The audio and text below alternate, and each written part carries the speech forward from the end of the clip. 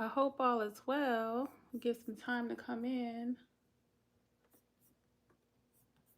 And I am getting my music up. Happy Monday. Happy Monday. Almost there, y'all.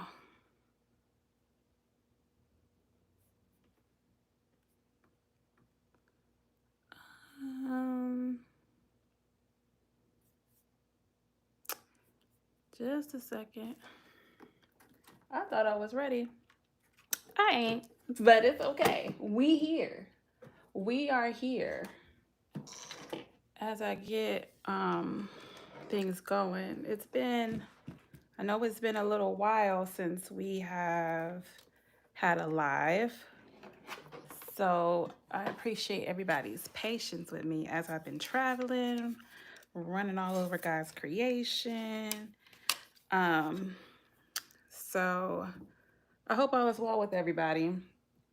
Make sure if you haven't already to like the live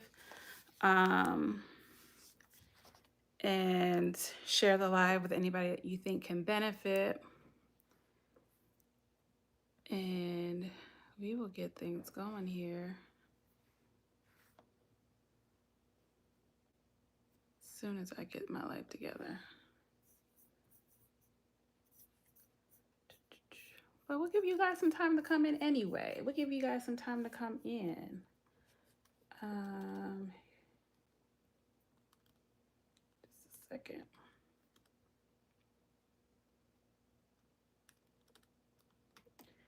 What are we talking about today? We are talking about how to have difficult emotions, how to handle difficult conversations.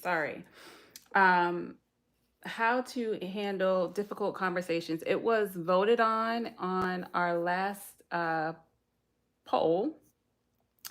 I don't think I'm gonna have music here today, guys. For some reason, I got a new laptop and nothing is connecting for some reason.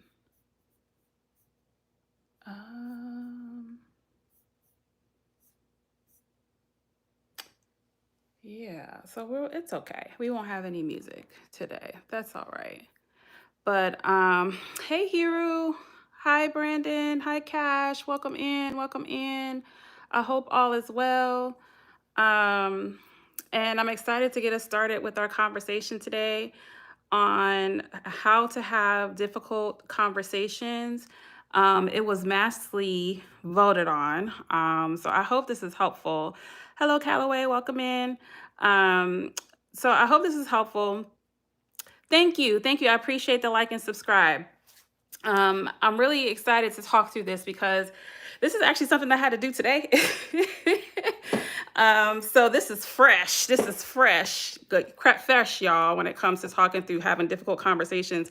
But I think that this is something that can be beneficial for anybody, regardless of whether you're talking through difficult conversations with a coworker, with your boss, with your friends, with your loved ones, with your family members, with your significant other. I think this all applies to all relationships. So there may be some nuances here and there, but based off of the overview, I think this can be definitely added to any situation. So again, I hope that this is helpful. I hope that this brings some insight. And thank you, Brandon, for subbing. And I think that it definitely can help with guidance, giving you like a step-by-step like ideas as to how to handle difficult conversations. So feel free to ask any questions in the comments. If you have anything that you want to add, feel free to do so. If this is your first time, my name is Debbie. I'm a certified mindfulness coach and have been doing this for about 4.5 years now.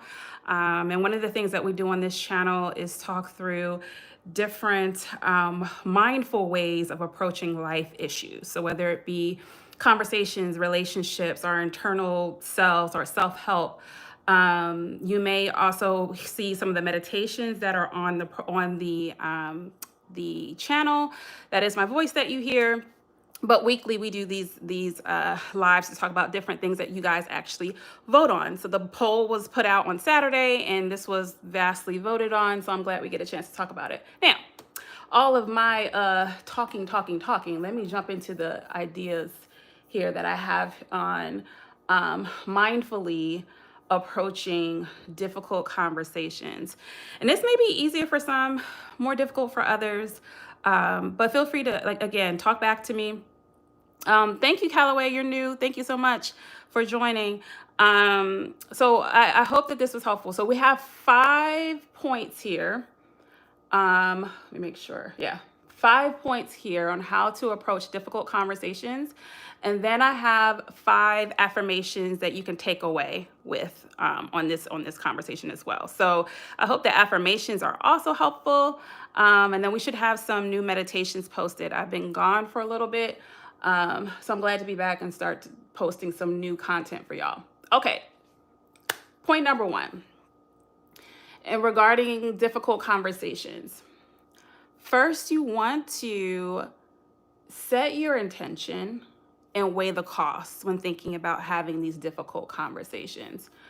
Because one, you want to think about when it comes to setting the intention is, why do you want to have this conversation? Is it warranted, right? Does it make sense to have this conversation at this time? Is this person worth the conversation? And I don't say that in a mean way, as far as like not everybody's worthy of a conversation, but not all situations are meant to be addressed because their intentions, the other person's intentions, are not in a space where you need to even put yourself in that situation, right? Not all conversations are warranted in that regard. So thinking about the intention and weighing the cost of whether this is a conversation that needs to be had in this moment right now, right?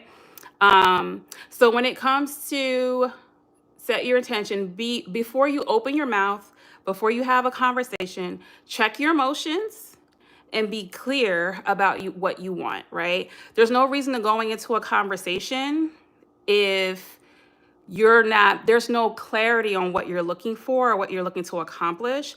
Are you looking for a resolution? Are you looking for just understanding? Are you looking to set new boundaries? Are you looking to, cultivate the relationship or build the relationship, right? So keeping in mind, being very clear as far as what your intentions are going into the conversation, as well as what is the resolution? What is the solution? What are you looking to get out of the conversation? If there is nothing that you can think of that you would say, okay, this is what I want to get out of this conversation, then why have it, right? That goes back to weighing the costs. Like if you're not looking for any type of resolution or understanding or to be able to cultivate the relationship, then there's no need to have the conversation. Also, make sure to evaluate your emotions, right? So sometimes, even though it may warrant the conversation, your emotions may be too high. You may be too up here to the point where you having the conversation right now may not make the most sense based off of how you feel. So checking your emotions and evaluating your emotions, thinking about timing, think about placement, thinking about all of those things. And it may not even be, is this warranting a conversation? It may be, is this warranting a conversation now? Is this warranting a conversation in this space? Because sometimes we struggle with having difficult conversations simply because of timing. We're picking the wrong time. We're picking the wrong place. We're picking to do it in front of other people versus pulling people to the side. So like really evaluate your intentions, your emotions, and weighing the cost. So that's point number 1. Set your intention and weigh the cost. Point number 2, lead with curiosity and empathy, not complaints and accusations. Okay? Lead with curiosity and empathy, not with complaints and accusations. So starting with complaints and accusations will automatically generate a defensive response almost all the time. Almost all the time.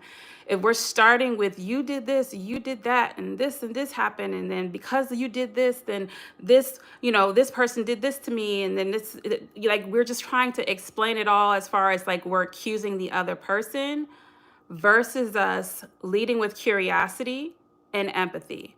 So leading with the question of why did this happen? And I can give some, actually I have written down here. Da, da, da, da.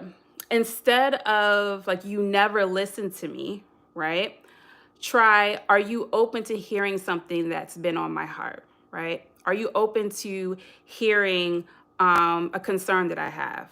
Are you open to hearing about this, even if it's difficult to hear, right? Having a precursor on that. So that way you're not just like you, point, point, point, point, point. So making sure to not start with complaints, making sure to not start with accusations, setting up the conversation to let the other person or indicate to the other person that this is going to be a difficult conversation that I'm looking to have. Because you also want to think about, and this is where the empathy comes into play, you also want to think about what the other person's response could be, right? Or what their thought process could be. Now, can we read minds? No. But empathizing based off of like, if I was in this conversation on the other side of it, what would my concerns be? And addressing those concerns before they even have a chance to give you a rebuttal, because you already addressed it, right? So keeping in mind some of the things that they may be thinking on the other side. I'm not ready for this conversation, which is a common one. We may bring up something and they may not be ready to receive it. They may not be ready to hear it. So thinking through those types of thought process, so that way you can actually approach it with your initial curiosity, right? So I'm not ready to hear this conversation, or I'm not ready to go into this conversation. In this conversation, am I being heard, or will I be heard? It's another thing that they may be asking. Will this change the dynamic of this relationship? They may be in avoidance because they don't want to change the dynamic of the relationship, or they are okay with the way things are, and you coming into the conversation of wanting to change things, and may automatically put up a defense, right? Will this conversation be used against me, right? So these are all things that could be happening, and just considering that is a part of that empathy, right? So again, ensuring to not start with complaints and accusations, so that way you're not putting that person in defense mode. Not assuming bad intent, and being more curious about their actions may provide clarity without the defensiveness, right? So if we're ensuring that we're going into the conversation not assuming bad intent, and let's be honest, they may have some bad intent, but if we go into the conversation not assuming bad intent and ensuring to be more curious about their intentions and their actions and their behaviors, it may allow the conversation to go better. Even if it may not come to the resolution that you're looking for it to come to, the conversation may flow better. It may be kinder. It may be more empathetic. And it may create an opportunity to circle back to that relationship. Not saying that you want to, but you also want to, especially in professional settings, you also want to make sure that you're forthcoming with what you want and what you need and what your expectations are, without burning bridges, because you will never know when you need somebody, right? Again, especially in a professional environment. Especially if you're at a smaller company, especially, there's so many reasons of especially, but keeping that in mind when approaching these conversations. And that also goes back to warranting whether a conversation is needed or not, because a lot of times you have to go into these conversations thinking about what's going to be on the other side. And a lot of times, especially in professional environments, what's on the other side ain't much. Okay. So keep that all in mind. That was number 2. Lead with curiosity and empathy, not complaints and accusations. And then number 4, let me just make sure I covered everything and lead with curiosity and empathy. I think I did. Yes, I did. So actually, it's number 3. I'm skipping. That was number 2. So this is number 3. Pause when emotions spike, right? Pause when emotions spike, and do not be afraid of silence in these conversations. I think a lot of times we allow the silence and the pauses to intimidate us, to want to say something, or to jump in, or it makes us look weak, or it makes us look a certain way. In these types of conversations, pauses are okay, right? You can announce your pause if you feel that makes you feel more comfortable. But pauses, especially when your emotions are high, is okay and is a sign of emotional intelligence, right? Um, it's okay to say, I need a minute to gather my thoughts. I need a minute to think about this. Instead of trying to push through the hurt that of something that they said, or the anger, and trying to keep going and keep going. Sometimes the pause and the silence speaks louder than words, and it may trigger or initiate the other person to also like to scale it down and to calm down a bit. It may also give them a minute to process. So don't be afraid of pauses. Don't be afraid of the silence when you're having these conversations. Allow those things to be. Even make room for the silence, right? It's not necessarily a failure. I think sometimes when we have that silence or that pause or that weird, awkward, pause in the conversation, that we feel like it's some form of failure in a way. That's not the case, especially when dealing with difficult conversations. Um, and like I said, you can have phrases that you want to use or that you can use to help you along in those pauses. And it could be like, okay, you know what? That's very difficult to process. Give me a second. Give me a moment to process that. And take that moment as long as you may need, right? I think a person may appreciate that, especially if they have a common goal of to reconciling, or if they have a common goal to make things better. Um, they'll appreciate that pause. So that was number 3. Pause when emotions spike and make room for silence. And then number 4, speak to impact, not just intention. Leading with empathy and solution, right? Speak to impact and not just intention, leading with empathy and a solution. Um, when it comes to speaking with impact, and it goes back to pausing, right? Sometimes we go into these conversations and we just spitball it, right? We're just going on and on and on and on, and we're not really speaking with impact. We're not speaking clear. We're not speaking with clarity. We're not speaking with the intention to come to some form of resolution. And when you are in those conversations, the best way to drive them is with some form of resolution or solution or goal in mind.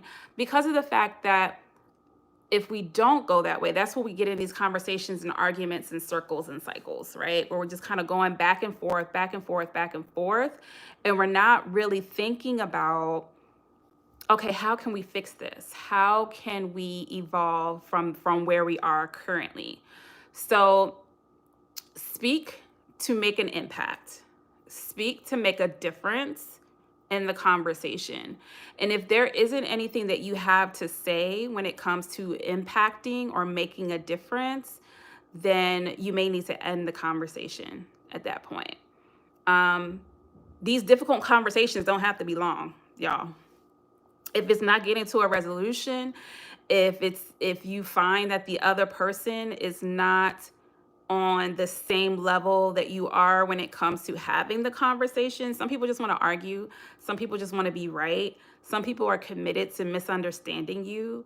Some people have no intention to resolution. They're there to antagonize, and that's what I was mentioning earlier, to ensure that it warrants a conversation. That's what I mean. Because you know those people that are really want to be better or really want to cultivate a relationship with you, regardless of what type of relationship that is. And then you know those people that are just here to play. Okay. And when it comes to play, that there is a time and place to just kind of cut it off. And you have, again, just like you can have a phrase that you use to pause. You can have a phrase that you use to step away from a conversation, whether it be, I don't think that this is the most productive conversation right now. Maybe we can come back and circle to this later at a better time. There's so many different ways that you can do that, but finding a way to speak with impact. And when you can no longer speak with impact, then that means the conversation's over, unfortunately. Um, Also, when it comes to like the accusations, oh my goodness, accusations and complaints, using I statements in those situations are a easier way to get your point across. So using I statements such as like, let me see, a true I statement would be, I feel unheard, versus I feel like you don't care, right? Because when you say I feel unheard, that means that's me. That's me not feeling heard right now. When you say I feel like you don't care, that's accusatory, right? You're making the assumption that they don't care, where they may actually care, but their actions and behaviors say otherwise, or within themselves they may feel like they care, but they are oblivious to their actions and behaviors and how that's making you feel unheard, right? So just shifting language a bit, and switching your language, switching your language to how you feel personally versus what they're doing, right? So instead of saying I feel like you don't care versus I feel unheard is the difference. A few others. I feel disconnected when we avoid blank, blank, blank. So I feel disconnected when we avoid these types of conversations, right? I need some time to process blank, blank, blank. I feel hurt when blank, blank, blank. I need clarity about blank, blank, blank. It's all about what you need versus what they did, okay, or what they're doing. And that still, based off of who you're talking to, they may still not hear you. They may still, get defensive. But wording it like that is a way to diffuse the situation versus, you don't care about me. Da, da, da, da, da, da, da. Like, it makes a big, big difference if you pose it that way. Of course, we all know tone, pitch, the pace of how we say things, that all has something to play with it. But our words are super important. And the more accusatory you are with your words to another person when trying to approach a difficult conversation, the more difficult the conversation will be. Okay. So just keep that in mind, right? That was number 4. And then lastly, number 5, give people dignity on their way out. Okay. Give people dignity on their way out, especially if you feel like the conversation was productive, but they still are not necessarily all the way with you, right? They may hear you, they may be able to digest some or process some of what you're saying, but they need time to evaluate it, right? They need time to really process it and think on it, right? So give people dignity on their way out of the conversation. So what does that look like? Leading with kindness, leading with a sense of um, listening and hearing their side, right? Because hey, you may approach the situation and it may be right and they are wrong, right? But even approaching that and inviting feedback from them, inviting more conversations in the future, finding ways to affirm the relationship, uh, just to ensure that, hey, like, I know that this is a difficult conversation that we're having right now, and I know that this may not be the resolution or the end all be all, or we may agree to disagree. But I hope that this is the beginning of us, putting ourselves in a better situation for the future to have this conversation again. And maybe this will come to a resolution or a solution at that point, right? So finding ways to end the conversation on a good note. So that way you're able to either continue the conversation or not burn a bad bridge, right? Because let's be honest, when we have these difficult conversations, they may not end with reconciliation. They may not end with, oh, I'll see you tomorrow. It may not end with a positive outcome or the outcome that we were looking for. So, even in that, walking away with your own dignity and allowing the other person to have their dignity and walking away always is a better way to end these types of situations versus a fallout, versus an argument, versus a blow up, versus all of these things. So, you never know, again, you never know when you have to circle back to a certain situation. You never know when you have to come across these people again, especially when it comes, again, when it comes to professional situations. So keep that in mind. Giving dignity, making sure everybody walks away with dignity in some type of class. Okay. No need to go off, no need to argue, no need to, even if it doesn't feel good walking away with some form of dignity on both sides, it leaves it open to some form of resolution in the future, hopefully, right? So that's the fifth point. I hope this was helpful, y'all. I'm going to go back to the top just so that way I can leave this with you. Number one was set your intentions and weigh the cost. Number two was lead with curiosity and empathy, not complaints and accusations. Number three was pause when emotions spike and make room for silence. Number four is speak to impact, just not just intention, leading with empathy and solution. And then number five, give people dignity on their way out, inviting feedback and affirming the relationship. Okay, so I hope this was helpful. I do have 5 affirmations that you can take away with you. So feel free to use these affirmations however you wish to. If you want to write them down in your journal, feel free to do so. If you do sticky notes, feel free to do that. If you have any other form of you recording yourself doing affirmations in the morning, feel free to do that. If you're just reciting affirmations, please do that. If you need to change the language so that way it makes more sense for you, please do that as well. These are just a skeleton for you to use, okay? So affirmation number 1, I can trust my voice even when it trembles or sounds unsure. I can trust my voice even when it trembles or sounds unsure. I can trust my voice even when it trembles or sounds unsure.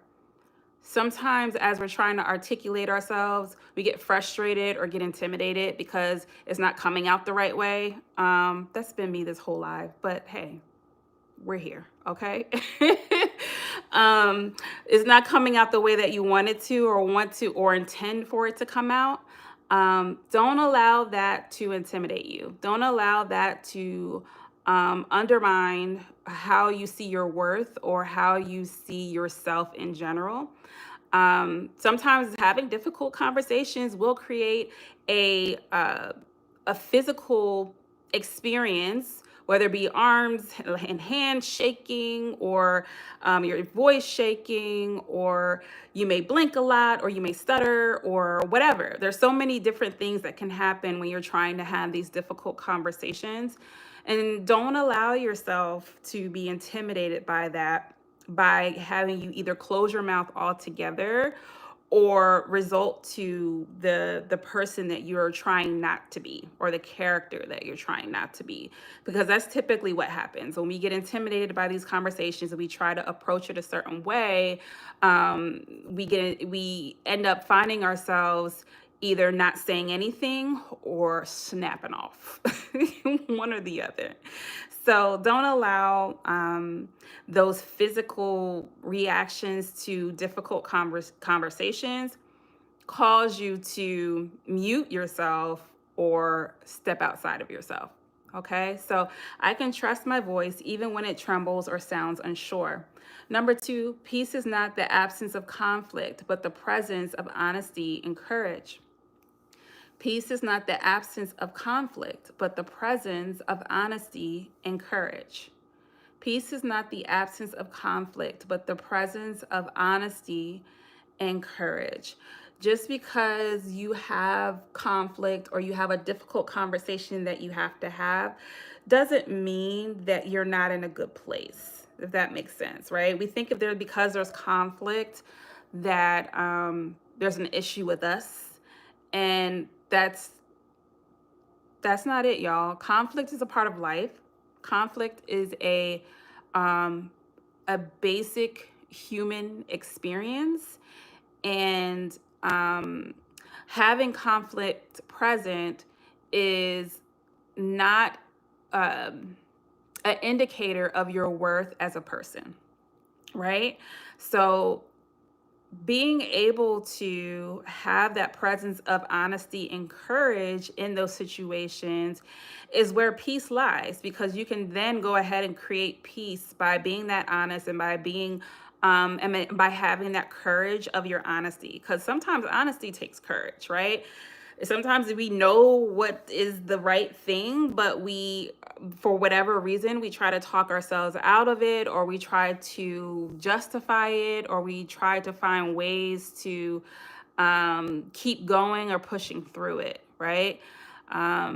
So don't allow conflict with a person or a situation shift how you think or see yourself, and don't think that you can't have peace with peace and conflict can exist at the same time. That's the part of it, because peace is more about contentment versus what's happening, right? So being content within yourself, to have courage to be honest about a situation, is still a form of peace. Okay, so that was number two. Peace is not the absence of conflict, but the presence of honesty and courage. Number three, I can take up space in order for growth to be present. I can take up space in order for growth to be present. I can take up space in order for growth to be present. So understanding that, and I think this happens a lot when it comes to difficult conversations, is that we don't want to be a bother, right? We don't want to be a bother. We don't want to create conflict, which we feel like we are, but the conflict's already there, y'all. Like, if you feel like you have to have a difficult conversation, the conflict's there already. But for whatever reason, we feel like we don't want to cause issue or create a conflict or create a problem in a particular relationship. But the fact of the matter is that the conflict is already present. The conflict is already there. So taking up space in that moment is okay in order for there to be growth, whether that's growth within yourself, whether that's growth within the relationship that you're looking to cultivate, whether that's growth in just the environment that you're in. So understanding that it's okay to take up space. It's okay to bring up your concerns. It's okay to bring up your frustrations, as long as you do it in a way that's respectful, that is supportive, that is looking to provide resolution and solution, and it comes from a positive and beautiful intent. It's okay to take up space. Sometimes people take up space and they just rowdy out here, right? I'm not talking about that. I'm talking about those situations that are warranted, those situations that you thought about, that you processed, and that you've given some time to not just digest, but be strategic in how you have that conversation. It's okay to take up space in those moments. That is number 3. And number 4, we have two more. Number 4, I can hold both my truth and their humanity at the same time.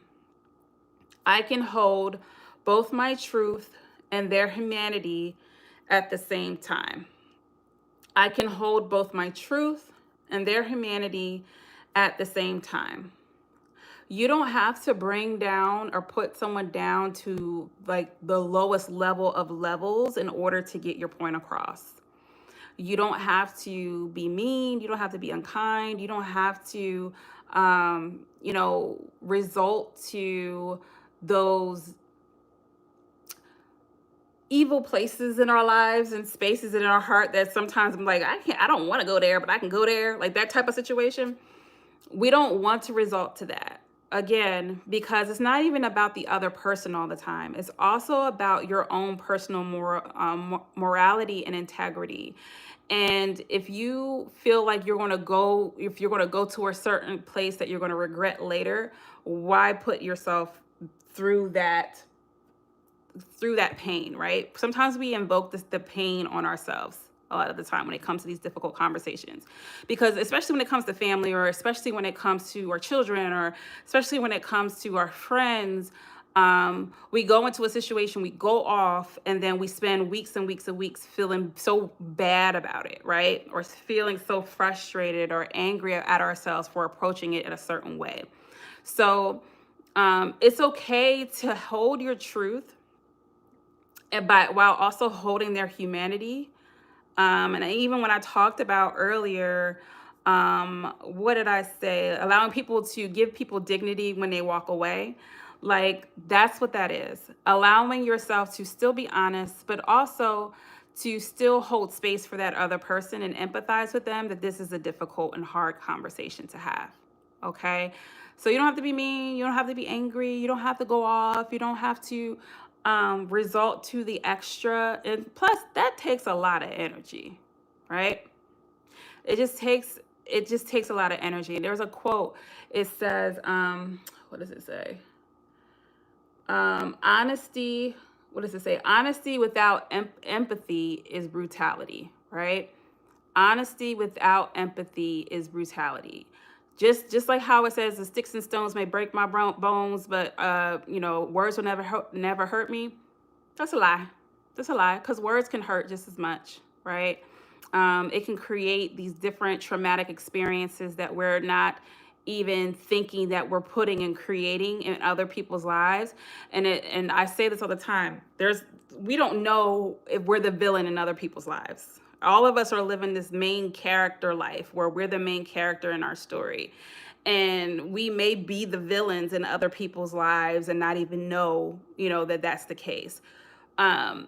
So in order to bring that in, right, we want to at least approach these conversations with empathy, with kindness, with keeping their humanity intact, while also holding together our own truths, our own worth, and our own boundaries, and presenting these things with the intention of, again, solution.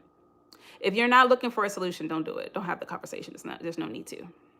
If you're not looking for a solution, if you're not looking to repurpose a relationship, if you're not looking to have an actual resolution on the other side, there's no need to even have a conversation. All right. So that was number 4. I can hold both my truth and their humanity at the same time. And then lastly, being misunderstood is a part of life, and it does not diminish my worth or wisdom. Being misunderstood is a part of life, and it does not diminish my worth or wisdom. Being misunderstood is a part of life, and it does not diminish my worth or wisdom. we're often going to be misunderstood. That's okay. It's okay to be misunderstood. And it doesn't mean that it changes how worthy you are. It doesn't mean that it doesn't change your level of intelligence. Um, it just means that you're misunderstood. And that's okay. I equate this to also being liked. Like being liked is not being unliked or disliked is a part of life too, you know? And it does not diminish your own worth and wisdom. So you can replace it with disliked if that holds true to you. But being misunderstood is common, and that's okay. Now, is there situations where you could be more clear, have more clarity and be more concise and be very forthcoming with what you're feeling and your emotions? And you can articulate that better, of course. But like I said earlier, some people are just committed to misunderstanding you. Sometimes people are just committed to not liking you. They may have a reason or may not have a reason. That's on them, not on you. So I think a lot of times we weigh our worth on how people treat us. We weigh our worth on how people speak to us. And just because someone treats you badly doesn't mean that you deserve it, and doesn't mean that you're worth that junk that they're trying to give you, right? So keep that in mind when thinking about being misunderstood. I know that that can weigh heavy on people, especially if you often feel misunderstood. And it's something that you've experienced throughout life, especially if your intentions is one thing, but someone views your intentions as something totally different. That can be tough sometimes to digest, but understand that it doesn't mean this. It doesn't diminish you. It doesn't diminish your worth. Doesn't diminish your intelligence. Doesn't diminish your wisdom.